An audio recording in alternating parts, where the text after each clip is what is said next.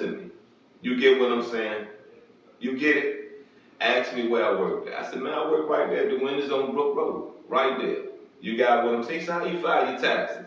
I said, well, I was told to carry myself for 6 months and then drop myself. You got what I'm saying? Like put a bunch of numbers on there, maybe 2-3 numbers on there for 6 months, and then for the next 6 months drop it down to just one person. He said, no, I don't even do that. No. Carry 0. Go in there with the next, when you go to work, go in there, ask your supervisor to change your tax form to 0.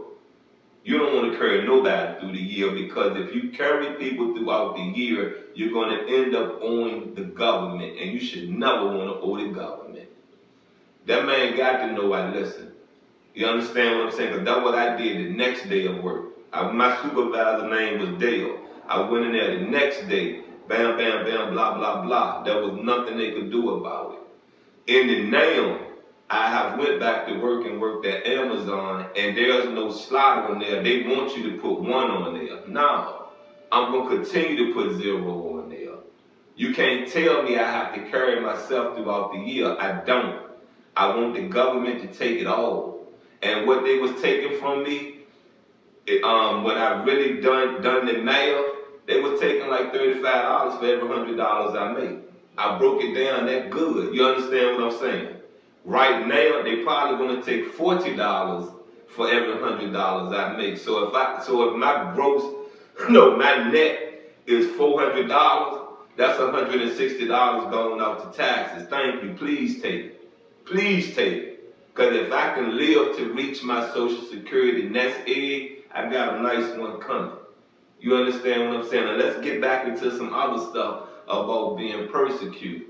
Okay, I've displayed the wrong actions because of not having self-control with some of the women I've been with in my life. You got what I'm saying? That's another thing that they have thrown up in my face, have passed on to these kids, have passed on to these women that may like me. You get what I'm saying? That may like me, may want a future with me, can see that, okay, this is the man that I know I could love. You understand what I'm saying? You get it? They never thought I would come out and own up to it. You get what I'm saying? They never thought that I would speak and say, you know something, I've done this, I've done that, bam this, bam that. And I didn't come with a lot of reasons to why. I've always sat there and said I lost my self-control. But the thing that won you over, the thing that made all the sense in the world, I used to run out that house. I used to leave. You get me? I used to leave. You get it? Leave. I won more times than I lost when it came to physically or verbally abuse. You understand what I'm saying? You get what I'm saying? And that just don't go for the wife that was. You get it? That don't go for her. That go for my daughter, mother also. My youngest son, mom, that should have woke you up and told you something real. Never put my hands on her. But see, I see, like when she speaking, you ain't never did nothing to me. We may have cussed each other out, but she ain't never physically did nothing to me. And this from her mouth. You got what I'm saying? This from her mouth. But like I told her, I was wrong for that day pushing you. You get me? That ate me up for the longest time in our relationship, because I know I wasn't supposed to put my hands on her in any valid way. She could have failed, bumped her head. You understand me? And what I was waiting for her to say, for real, well, you know, I did come into your personal space aggressively. But she never said that. And she's a woman that's never going to own up to her BS. You get what I'm saying? Ain't going to never own up to her BS. You got me? So I say this to you, I don't have no resentment. None. None. I've explained something about my oldest son by not being there. You know, his mother seen my mother 7 months later, stomach out, fully bloomed pregnant. I never knew nothing. You get me? We had some goodbye sex, because she was getting ready to get intimate with this other dude that she brought into her life.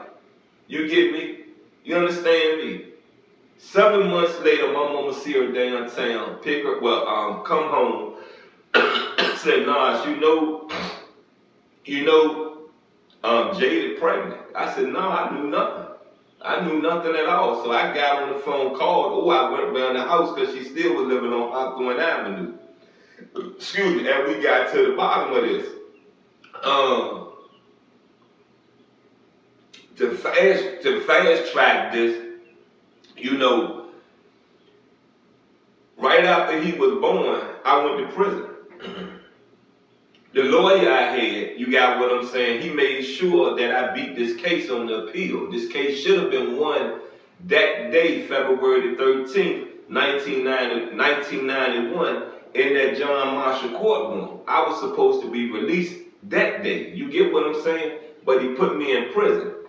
He can override a jury's verdict because they didn't understand the fruits of illegal search and seizure. You understand what I'm saying? He didn't want to override it. You understand me? Now another thing I want to say is when we fast forward this to the now, I made a promise to the lawyer that, you know, you get me out of this, I'm going to the military. That's what I'm going to do. And honestly, I can't say I made a promise. He asked me, what are you going to do with yourself if this get overturned? I said, man, I probably just go into the military. You get what I'm saying? I never said it like, okay, you do this, you do that, this is what I'm going to do in return. You get me? All right, let's fast track it to this. When me and my son got to talking at the age of, I believe he was 18 and he was graduating, you know what I mean? Like I told him then, I'm not going to sit here and bash your mom. You understand me? I gave him a good understanding of who I am, how I'm going to treat your mother, how I'm going to treat the situation of me not being in your life. Now, let's fast track some more to social media. I said on social media, okay, I was never in your life, but I was a paycheck. Okay, if I would have got out of prison and did what I told that lawyer I was going to do, I was never going to be there anyway because I was going to be in the military. And most things I do, I'm committed for life, especially the military. I would have been committed for life because see what I'm understanding about the military, and I knew this about the military, we're talking about in the 90s. After 22 years, that's considered retirement. You can retire from the government, the military, after 22 years of service. That means if I would have went in at the age of 23, come on now, yeah, I'm going to get my calculator. I just woke back up. But I'm going to get my calculator. Now we're talking about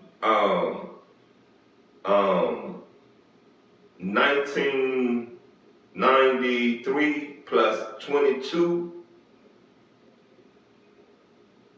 Hold up.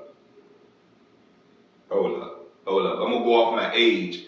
In 1993, I was 23 years old. So at 23 plus 22, I was retiring at 45 years old. I already knew about retirement because I already been in the work world. You get what I'm saying? I've been in the work system. You get what I'm saying? I knew about retirement. You get it? So at 45, I was going to retire from the military regardless. That's why it would have been a career to me. You understand me? And I hope my son got it because see, if he can get the fact of me saying, I'll never bash your mama. If he can get the fact of how I felt when I talked to him about leaving my, which is the ex-wife now, when I talked to him about that and I said, man, I probably gonna need my daughter. You know, she got her own place now where she's sharing a place with her and her friend, but I'm probably gonna need to move in my daughter's house to rebuild. And I told him, I said, I really don't like it. I really don't want to ask her because it should be the other way around. I should be here helping her, not her helping me. So if he could understand that, which he told me he do, he said, there you go, Dad. That's how it's supposed to be. He understood that, then he should understood that regardless, your mother was going to be the sole person raising you. You understand me? And like I said before, you know, you get me, I don't have no resentment towards her. Because one thing she taught him is to listen. To listen. You get me? To listen. If he really went into the military, then he did as I asked him to do, and his life should be very fruitful. Very fruitful. Very, very, very, very, very fruitful. Understand me? Do you get me? I've done my job as a parent. I'm doing my job as a child of whom I pray to. But gonna leave me alone. I'm telling you, you better leave me alone. Look, you've been with the nasty pastor. There's been another extra. I love you, and I'm out.